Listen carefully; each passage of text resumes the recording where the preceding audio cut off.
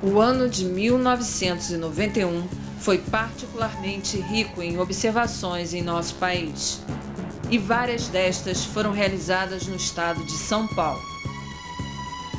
Este filme foi feito por membros do Grupo de Estudos de Objetos Não Identificados, GEONI.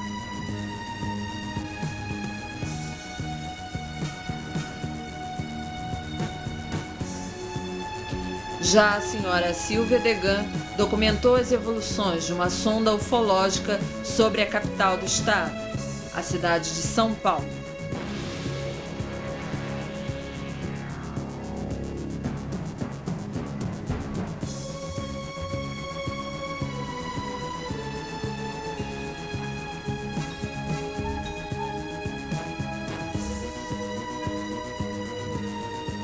O senhor Antônio Zuccarelli registrou a presença de outro OVNI sobre a cidade de São Bernardo do Campo.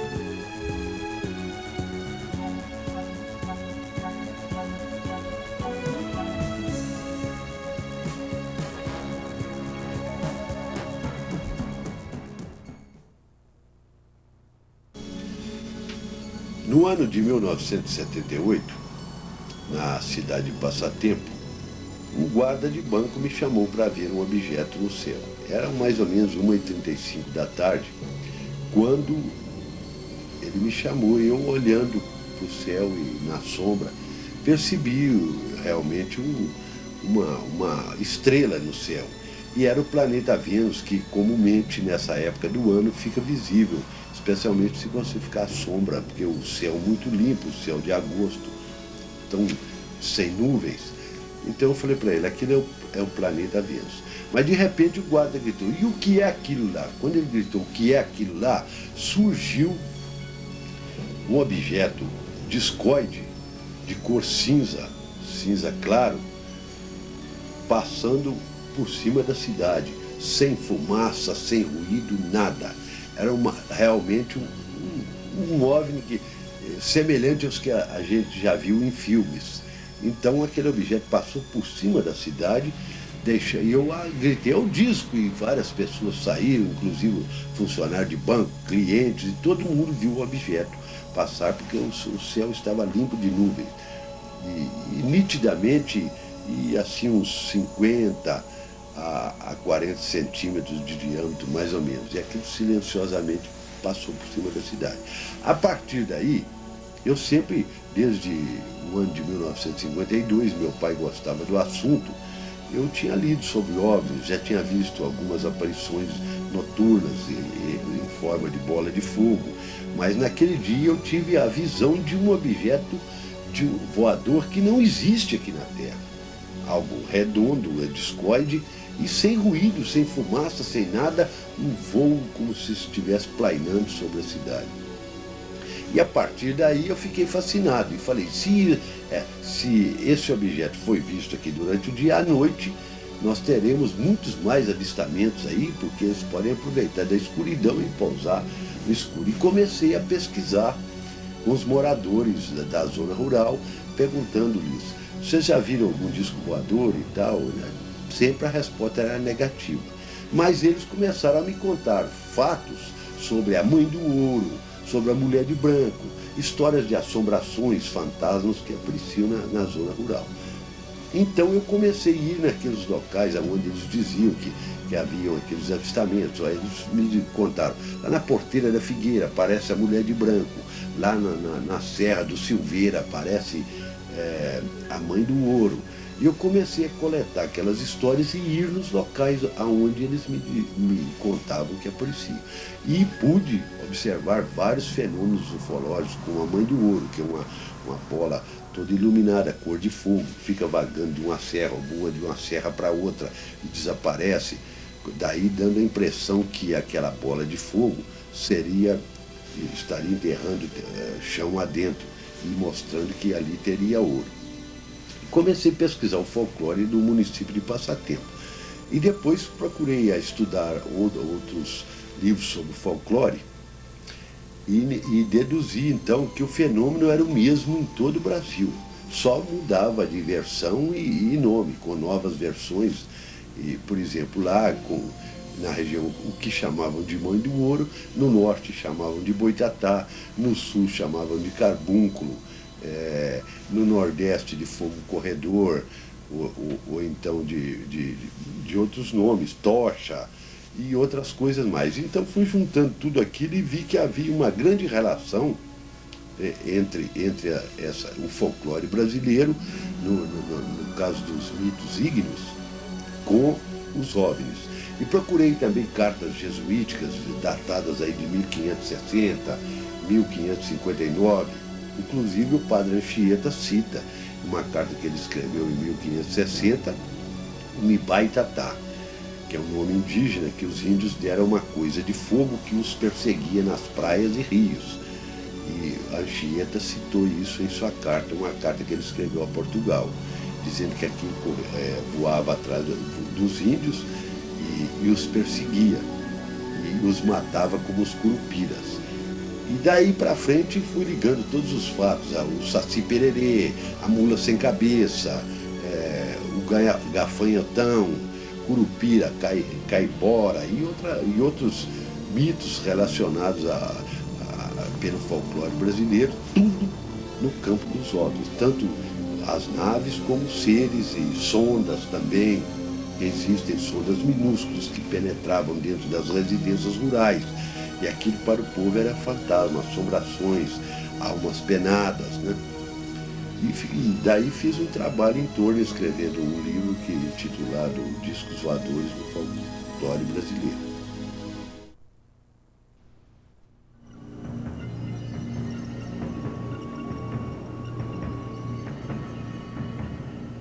Esta filmagem, feita pelo pesquisador Manuel Gilson Mitoso, documenta as evoluções de uma sonda ufológica, observada durante uma noite de maio de 1996, na Fazenda Picanço, situada na estrada BR-174, no estado do Amazonas.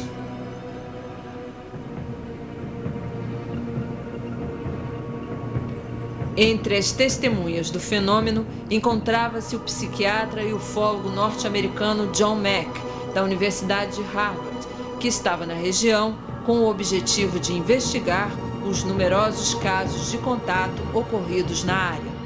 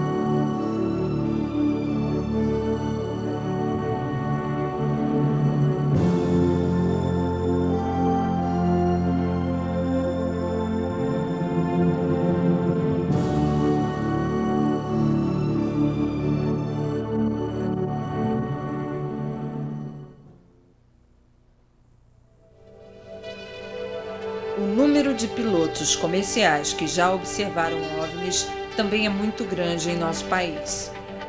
Um dos casos mais extraordinários aconteceu na madrugada do dia 8 de fevereiro de 1982, durante uma grande onda ufológica, quando passageiros e tripulação de um Boeing 727-200 da VASP tiveram a chance de observar, durante mais de uma hora, um OVNI extremamente luminoso que acompanhava a aeronave.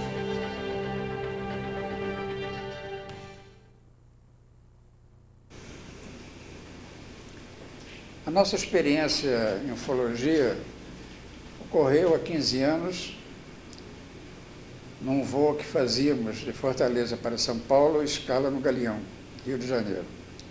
Nossa decolagem foi às 2 horas da manhã, com tempo bom, em toda a rota, e após uma hora de voo, mais ou menos sobre a cidade de Petrolina, no interior de Pernambuco, nós começamos a observar à esquerda do nosso avião um ponto de luz semelhante inicialmente a uns faróis de avião, como se um avião tivesse com os faróis acesos naquela região.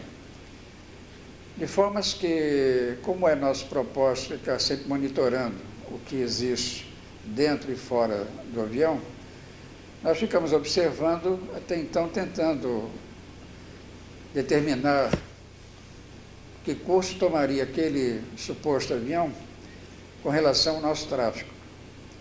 Porque ali é um entroncamento de aerovias, de tráfegos que vêm da Europa para, no caso, o Brasil, Brasília e demais cidades, como também para toda a América do Sul. Daí, então, nós começamos a observar e a primeira coisa que identificamos foi que aquele ponto mantinha uma equidistância, não vinha em confluência com a nossa rota. E logo após, depois de alguns minutos de observação, nós notamos que a primeira intensidade de luz, a primeira coloração de luz que tínhamos observado, começou a ter mutações de cores, como se fosse uma esfera rodando, ionizando gás, uma coisa assim, e aparentando assim uma coloração avermelhada, cor de abóbora, meio azulada, uma variação de cores, né? Intensa. Aí nos chamou realmente a atenção e eu então entrei em contato com a jurisdição de tráfego aéreo de Recife, que faz o controle naquela área, indagando se tinha conhecimento de alguma coisa naquela região, algum tráfego da FAB, alguma missão especial, que a gente realmente deveria ter essa informação quando decolamos de Fortaleza. E é normal para os tráfegos que estão voando terem conhecimento de qualquer outra coisa que ocorra próximo ou na rota onde o tráfego está se deslocando. E Recife nos respondeu que não tinha conhecimento de uma missão especial da FAB e que desconhecia algum tráfego também voando naquela região. Aí ficamos observando já um pouco mais atentos, porque já não era o que se supunha ser um avião com os faróis acesos, né? Com essa mutação de cores não poderia ser. Aí continuamos o nosso voo sem qualquer alteração, mantendo rota, etc., porque não constituía nenhum perigo até então, nenhum problema com relação ao que a gente supunha, né? Foi então quando começou, quer dizer, o ápice, talvez, daquele fenômeno, quer dizer, o início, quando o ponto luminoso à nossa esquerda começou a ter deslocamentos extremamente rápidos. Então, nós estamos voando mais ou menos a 900 e poucos quilômetros por hora e desde a primeira indicação luminosa, nós observamos aquela equidistância e, de repente, milhas e milhas à frente, porque nós estamos com o nosso radar ligado e tínhamos uma referência angular relativa, né, com relação ao que a gente está observando fora do avião. Então, isso passou-se e supunhamos nós uma base de 50, 60, 100 milhas à frente, em frações de segundo. Ia longe, ia bem à nossa frente, depois retornava ao ponto de origem, depois afastava-se, diminuindo aquela visão globular do foco luminoso, depois retornando novamente àquela equidistância, e aí ficou aquela situação indefinida do que poderia ser, e já então por nós imaginado tecnicamente uma coisa de um potencial totalmente fora do nosso conhecimento. Isso ocorreu durante muito tempo, sempre aquela equidistância sendo mantida e os deslocamentos extremamente rápidos desse ponto luminoso. Quando nós chegamos na altura da jurisdição do SINDACTA, do Radar Brasília, nós então, como fizemos com o Recife, repassamos a ele essa informação do que estávamos observando, a partir de que momento, com o registro com a área de jurisdição de Recife, também não tinha conhecimento de nada, E o Sindacta informou que eles não tinham nenhum ponto no escopo detectando ser alguma coisa com eco-radar. Foi então que eu pedi, sabendo que poderia haver outros aviões naquela região, que fosse requerido a outras aeronaves por ali que observassem naquele setor se vinha alguma coisa, e mais ou menos igual ao que nós estamos observando. O Sindacta entrou em contato com o Jumbo da Aerolíneas Argentinas, que também tinha o nosso mesmo número de voo, 169, e o comandante do Jumbo respondeu que estava observando, mas não sabia de que se tratava. Ou seja, era um fenômeno que não era específico para nós. E logo depois também uma aeronave da Transbrasil, que se deslocava de Brasília para o Rio de Janeiro, que ouviu desde a nossa primeira informação Sindacta e corroborou totalmente com tudo que nós estamos falando, com relação ao desempenho daquele fenômeno, em termos de velocidade, de coloração, etc., que estavam observando já há muito tempo. Bem, isso foi mantido, não tivemos do radar do Sindacta qualquer instrução de alteração da nossa rota. Mantivemos o nível, a proa e, logicamente, mantendo aquela observação constante sobre o ponto luminoso. Só que, quando chegamos nas proximidades da vertical de Belo Horizonte, o que ocorreu? Aquele ponto que mantinha desde todo o início do fenômeno uma determinada distância, começou a aproximar-se do nosso avião. Nós víamos isso visualmente, com aumento e a intensidade de luz, até então observada sempre no mesmo nível, né? Foi quando o próprio Sindacta nos chamou, aí que vem o que nós depois questionamos. Por que não estava sendo detectado antes, se na hora em que constituiu-se talvez um conflito de tráfego aéreo, o controlador resolveu nos informar que estava detectando um ponto na nossa posição 9 horas à esquerda do avião, exatamente como nós estamos observando, e a uma distância de 16 milhas náuticas. 16 milhas no espaço aéreo, para nós, exatamente corresponde, numa rodovia, a gente observar um veículo numa mão contrária, numa autoestrada, muito próximo. E isso tudo coincidindo exatamente com o que estava se processando fora, quer dizer, do alcance do radar, no caso do monitor, que estava ocorrendo visualmente conosco. Então chegou a essa situação em que a luminosidade do fenômeno, até então, que nós tínhamos já imaginando ser alguma coisa não da nossa tecnologia, nós então tivemos a visualização de que o foco era muito intenso e já podíamos ver o perfil do que já podíamos chamar de uma nave. É um perfil de tipo assim, discoide mais ou menos, num tamanho de 2 aviões jumbos juntos, muito grandes. E aí nós ficamos apenas observando, porque o controlador do Sindacta não nos deu qualquer alteração de procedimento, apenas que estava detectando um ponto naquela posição do nosso avião, porém não alterando a nossa rota, não mandando baixar de nível, não mandando alterar a nossa proa.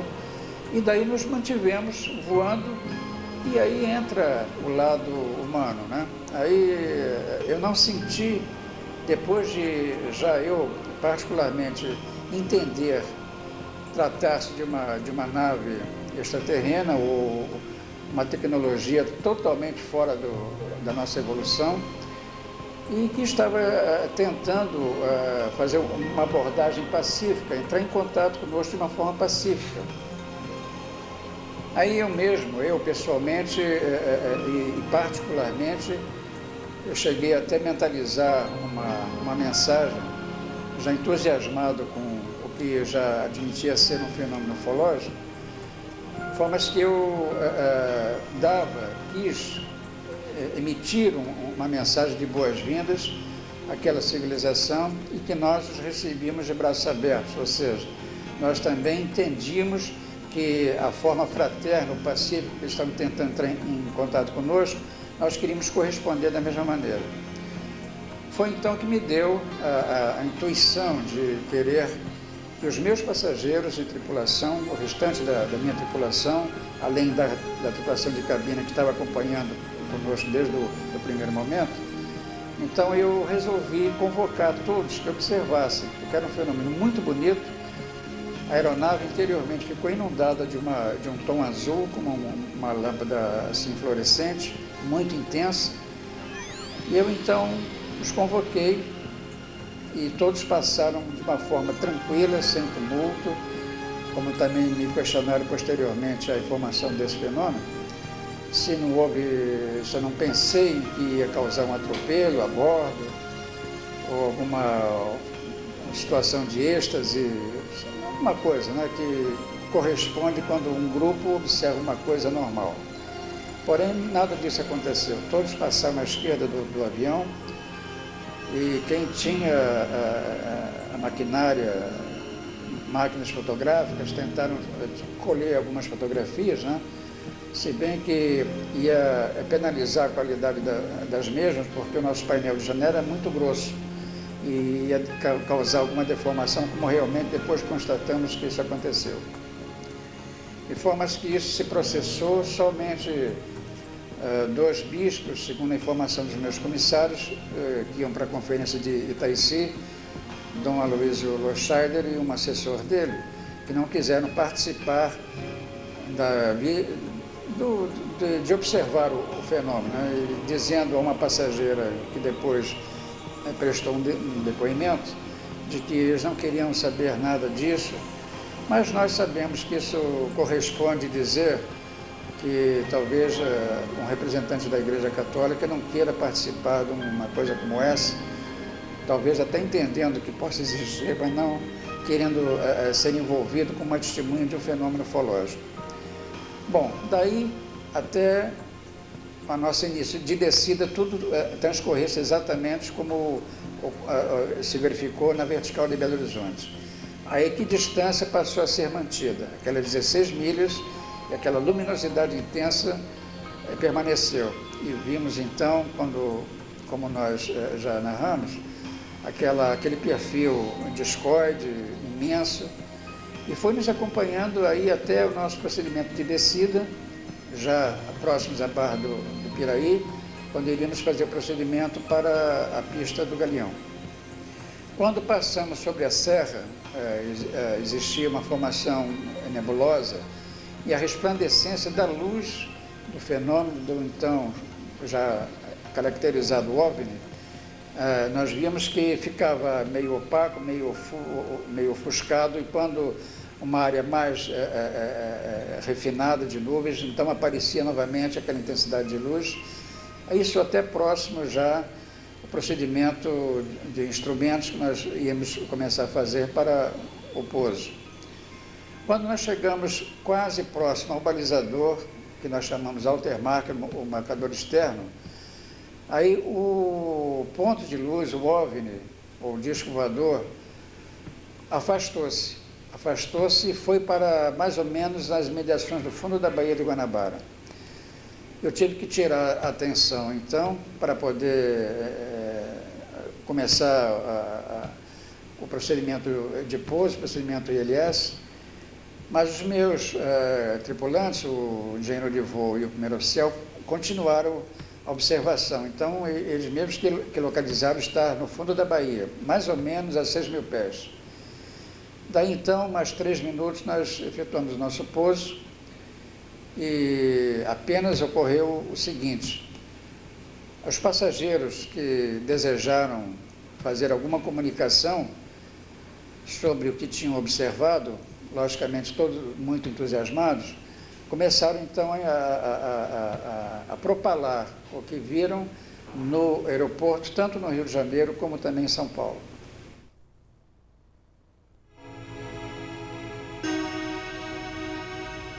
Parece também existir uma clara ligação entre as chamadas aparições marianas e os objetos voadores não identificados. A partir do ano de 1917, quando em Portugal fenômenos nitidamente ufológicos foram observados em Fátima, OVNIs têm sido vistos nas regiões onde supostamente estariam ocorrendo aparições da Mãe de Cristo. Um dos casos mais impressionantes aconteceu recentemente no interior do estado do Ceará, na cidade de Baturité, onde os OVNIs foram inclusive fotografados.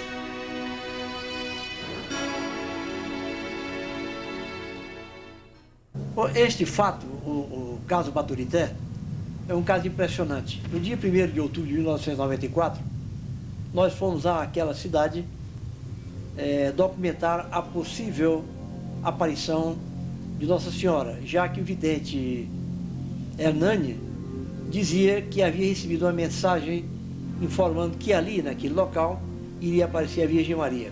Em lá chegando, nós esperávamos que acontecesse a hora exata que ele falou que a Virgem apareceria, ou seja, 14 horas e 5 minutos. Coincidentemente ou não, às 14 horas e 2 minutos, o ambiente da cidade, o ambiente dos céus, Baturité, começou a mudar. Por exemplo, nós estávamos com um calor de 40 graus, pois estávamos entre 6.000 pessoas, todas elas olhando para o céu, aguardando que Nossa Senhora aparecesse. O calor era tremendo. Pessoas choravam, pessoas gritavam desesperadas, outras pediam perdão pelos seus pecados. Algumas mães traziam nos braços crianças para serem tratadas, cegos eram puxados por uma bengala para poder estar presente na hora que Nossa Senhora aparecesse e automaticamente acontecesse a cura da visão de todos eles. Acontece que às 14 horas e 5 minutos, como o Hernani falou, que iria aparecer a Virgem Maria, ele se benzeu e ajoelhou-se. Ajoelhou-se e disse: Nossa Senhora está aparecendo agora. Nós procurando por toda parte, olhando para os 4 cantos, sem encontrar Nossa Senhora. Acontece que de repente uma pessoa gritou: olha, no céu, são as gotas de lágrimas da Virgem Maria. E o outro gritou, um seminarista: não, não são as gotas de lágrimas, são contas usadas da Virgem Maria. Quando eu olhei para cima, vi 3 objetos discoidais, mais com tendência a ovoides, e que refletiam a luz solar, embora também tivesse a sua luz própria. Eu que estava com o gravador na mão, enquanto os 2 colegas, Paulo César e El Loyola, estavam fotografando todo o ambiente, desesperado gritei: pelo amor de Deus, eu estou vendo discos voadores. Não é Nossa Senhora, são UFOs, são discos voadores. Isso aos gritos, gravando para um programa que nós tínhamos na televisão, na rádio Cidade, né, de Fortaleza, que era o Mergulho no Fantástico. Quando eu falei isso, algumas pessoas me empurraram e me chamaram de herege, de anticristo e tudo mais. Mas eu saí correndo para onde estavam os nossos colegas, para ver se eles estavam fotografando e gritando: o Hélio, Paulo César, fotografe, são discos voadores lá em cima. Quanto mais eu gritava são discos voadores, mais eu era empurrado. Afinal, consegui chegar no local onde os 2 elementos, 2 colegas nossos, já estavam fotografando. E o terceiro filmando.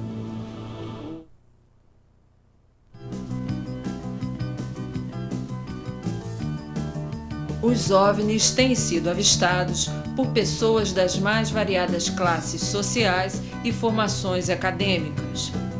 Algumas das testemunhas atuam inclusive profissionalmente em atividades ligadas ao Programa Espacial Brasileiro, como o diretor da Divisão de Lançamento de Balões do Instituto de Pesquisas Espaciais de São José dos Campos.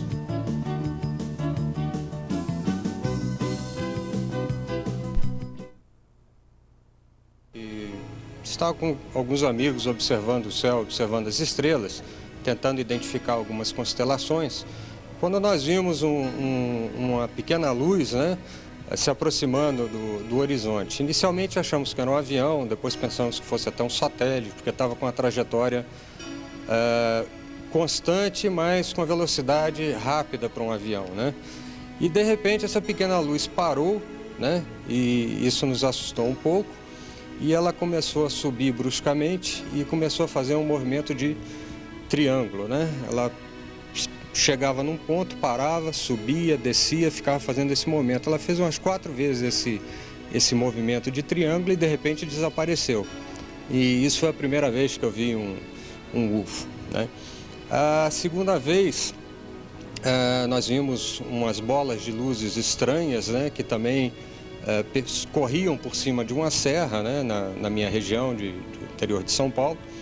E essas luzes, né, percorriam por cima da serra e algumas vezes se separavam em 2 ou até em 3, né? E depois tivemos a oportunidade de ver também algumas sondas descendo a serra, subindo a serra e fazendo movimentos muito bruscos, né? Movimentos de 90 graus ou de parada brusca e retorno, pequenas sondas de luz.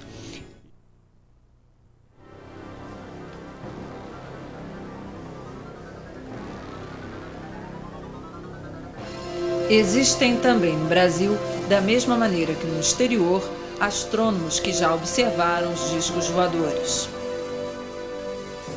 Este filme foi realizado pelo professor de astronomia Cláudio Pamplona, diretor do Observatório Herschel Einstein, localizado na cidade de Fortaleza, no Ceará. O OVNI ficou visível durante mais de 1 hora, pairando no céu da cidade, até que progressivamente foi perdendo brilho e desapareceu.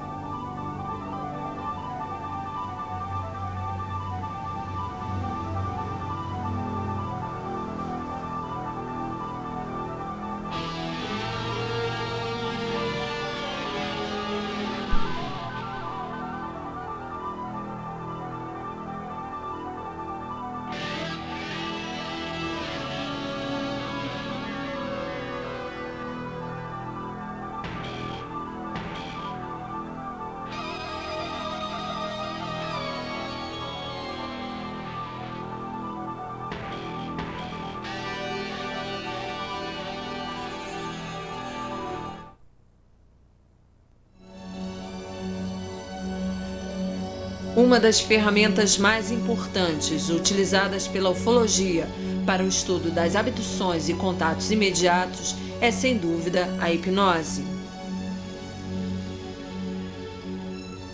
A senhora Oglimea Moser, por exemplo, cujo caso está sendo pesquisado pela AFEU, tinha em sua memória pelo menos parte de um contato de 3º grau, ocorrido em 1990 na cidade de Araruama, no estado do Rio de Janeiro. Mas foi através de uma hipnose regressiva realizada pela psicóloga Gilda Moura que foi descoberta uma outra experiência, possivelmente seu primeiro contato com o fenômeno UFO, ocorrido ainda em sua infância.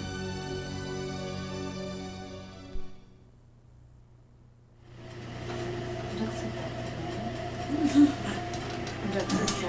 Tranquila, tranquila, tranquila, tranquila. Onde é que você está? Pode ficar tranquila, não precisa ter medo. Onde é que você está? Se você não falar comigo, eu não posso te ajudar. Onde é que você está? Tô com medo. Você está com medo? Tô. Medo de quê? Onde é que você está? Tô no quarto. Você está no quarto? Que dia é? Onde é que você está? Que quarto é esse? Você está com medo por quê, Flávio? Vamos se acalmar.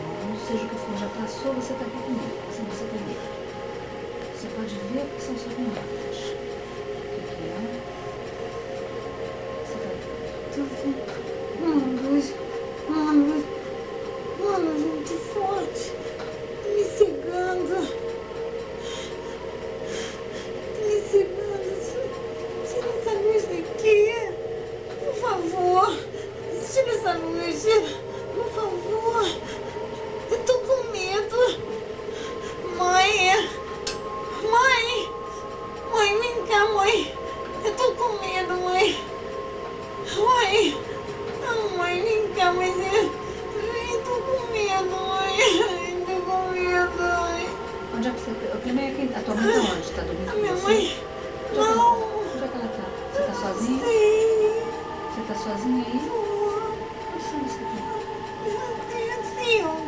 Você tem 5 anos.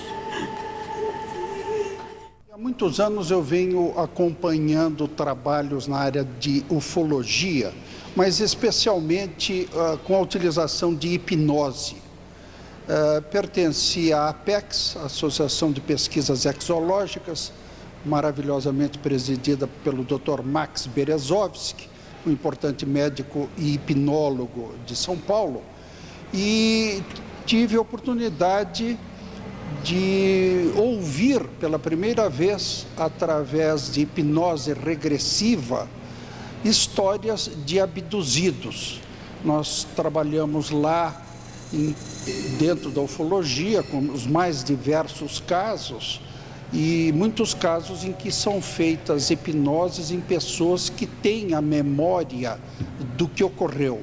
E com a utilização da hipnose, é possível sempre ampliar as informações, visto que a hipnose, como é um estado alterado de consciência, possibilita que a pessoa lembre com mais detalhes de todos os eventos que ocorreram.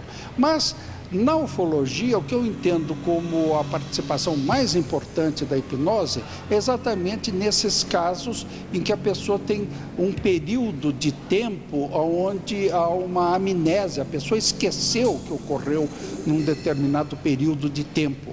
E aí, então, a hipnose levanta esses casos, mas normalmente, quando a gente começa a trabalhar com essas pessoas, observa uma coisa extremamente curiosa, que é que essas hipnoses são muito profundas. Então, logo que se inicia a hipnose, a gente já começa a sentir que vai aparecer alguma história. Porque normalmente essas pessoas declaram antes que nunca foram hipnotizadas.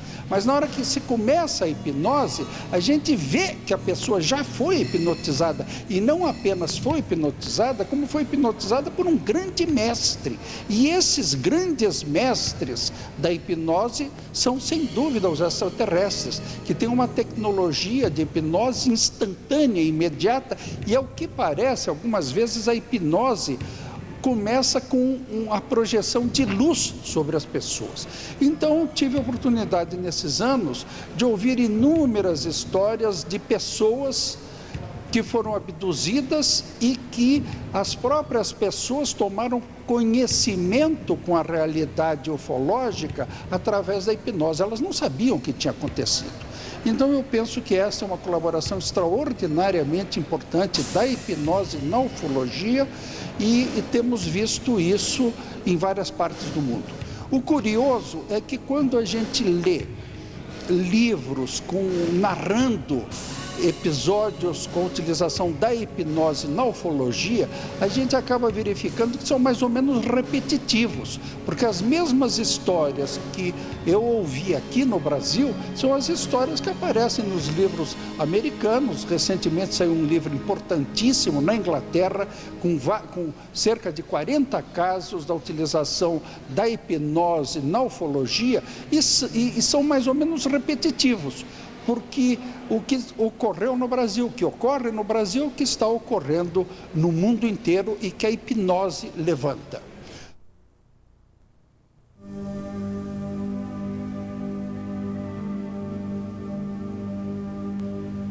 Um outro caso ocorrido no Brasil, em que a hipnose conseguiu recuperar, pelo menos parcialmente, as memórias perdidas, aconteceu no estado de Minas Gerais, nas proximidades da cidade de São Tomé das Letras.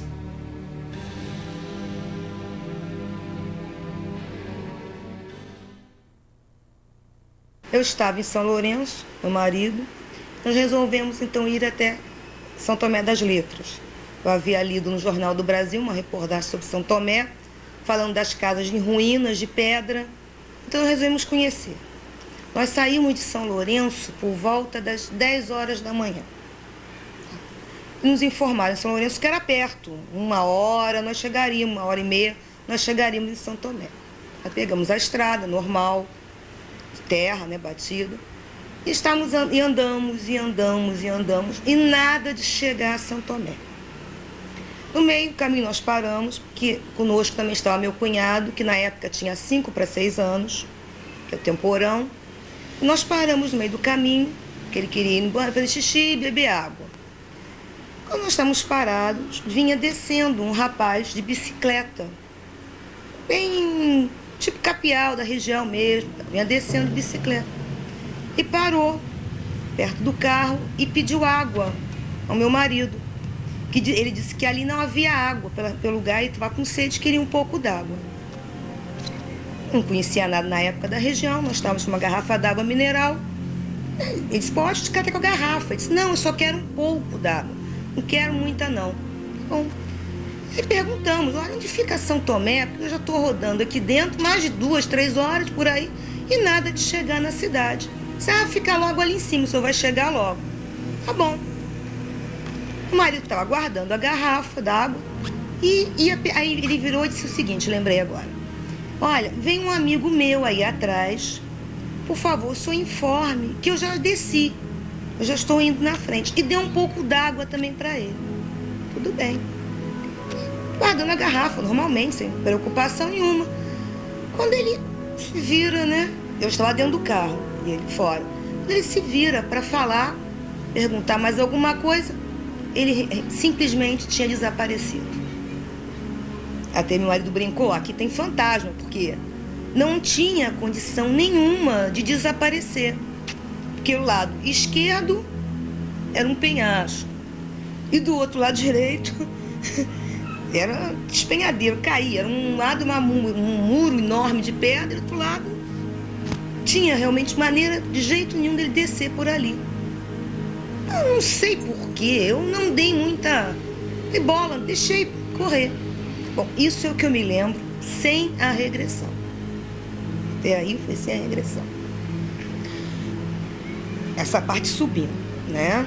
E lembro, depois nós vamos regressando de São Tomé, é o que eu lembro sem a regressão. Nós chegamos em São Tomé por volta de umas 4 horas da tarde. Demos uma olhada na cidade, tudo, e retornamos. Nesse retorno de São Tomé, quase já chegando o asfalto, já estava à noite já. Tinha uma lua cheia e olhando a lua e tudo, meu marido Moisés vira para mim assim, Leila, olha como a lua tá bonita. Mas quando ele vira, a lua estava do meu lado. Eu disse, mas a lua tá aqui. O que é isso do meu lado então? Era simplesmente uma bola enorme. Eu fico nervosa porque é terrível. Enorme. Um amarelo, um prateado. Linda, mais linda. Os eucaliptos na frente pareciam miniaturas. Era uma coisa... E nisso de olhar, o que é isso aqui do meu lado, desapareceu. Sumiu, sim. Instantaneamente. E o carro também morreu no ato. Sem bateria, nem a lanterna de mão funcionava, nada. Eu entrei em pânico, comecei a gritar, queria ir embora dali. Eu não tinha como, né? O carro totalmente funcionava. Isso durou meia hora.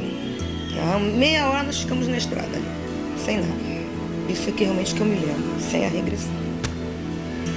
Agora, com a regressão. Na regressão, na parte que eu digo que ele havia sumido na estrada, né? Que a pessoa que pediu água havia desaparecido. Eu lembro que ele deu simplesmente a volta por atrás do carro, abriu a porta do meu lado e já não era o capial, não era aquele capial. Já era um ser, quase uns 2 metros de altura, louro, cabelo pelos ombros, muito branco, só tinha os olhos que eram rasgados, um azul violeta, uma coisa indefinida assim, mas que não dava medo, nada, assim, tranquilo. Ele simplesmente estendeu a mão e eu saí do carro. E eu sei que eu me lembro que eu fui, na regressão, eu lembro que eu fui caminhando com ele. Era uma estrada, mas havia pedras também. Eu saí dali do carro com ele. Ele chegou a me mostrar umas naves pousadas. E nós entramos, eu não lembro, isso realmente eu não lembro, se era uma nave ou se era uma caverna, porque havia na frente uma luz metálica, um azul metálico muito bonito, que dificultava a visão, não dava realmente para mim. Parecia uma caverna, mas eu não posso afirmar se que era realmente uma caverna. E nós entramos. Assim que nós entramos, já havia outros seres, vamos dizer assim, perfilados. E eu sei que nós passamos por esse corredor, tá? Uma coisa que eu ainda me lembro é que ele perguntou se eu queria ficar ou se eu queria retornar. Na hora eu disse que eu queria voltar, né? Mas o que aconteceu depois, realmente eu não lembro. Bom, a volta, eu não lembro, assim, da nave. Eu só me dou conta depois no carro, com o meu marido, né? Vendo a nave, o carro. Mas o meu cunhado afirma até hoje que nós não estávamos dentro do carro, nós estávamos, sim, fora do carro. Tanto que a professora Irene Grande, Silvio Lago, foi quem fez uma regressão, desconfiam que, nesse momento que nós vimos a nave, nós estávamos, assim, retornando. Ela deveria ter nos deixado ali. Depois dessa experiência, você teve mais algum caso? Você se recorda? Olha, eu comecei a ter depois contatos telepáticos, de mensagens. Tive um outro, bem mais tarde, com esse mesmo ser. E a minha própria filha, né? Na época, não era nem nascida quando aconteceu isso, mas depois, com 4 anos de idade, ela teve, também foi um outro contato. E como foram essas experiências?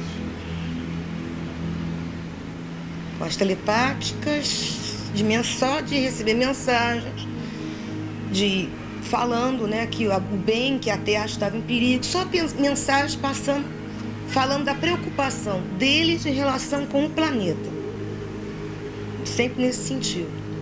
A outra que eu tive, que foi outro tipo de abdução, eu só lembro realmente da nave, do cone de luz, né? E mais nada. Isso eu me lembro perfeitamente. No dia 16 de novembro de 1996, a Esquadrilha da Fumaça da Força Aérea Brasileira fazia mais uma exibição. Desta vez sobre a praia de São Vicente, na cidade de Santos, a 1000ª com os aviões Tucano T-27, que já foram exportados para 14 países, sendo considerado um dos aviões mais seguros do mundo em sua classe. Pouco antes das 6 horas da tarde, o capitão Renato Barreto começava a realizar sua última manobra, quando, de maneira incompreensível, o avião perde sua asa direita. Numa manobra difícil, o piloto consegue desviar o avião dos prédios e da praia e aciona o assento ejetável, salvando sua vida.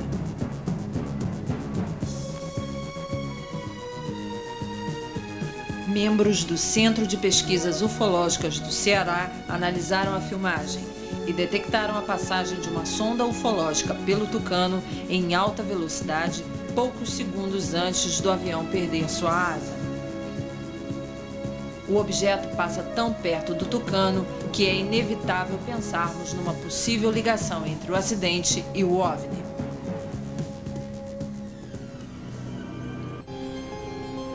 A Força Aérea Brasileira não fez qualquer declaração referente à presença do OVNI, apesar de ter recebido cópia do filme e dos estudos realizados pelo CPU do Ceará.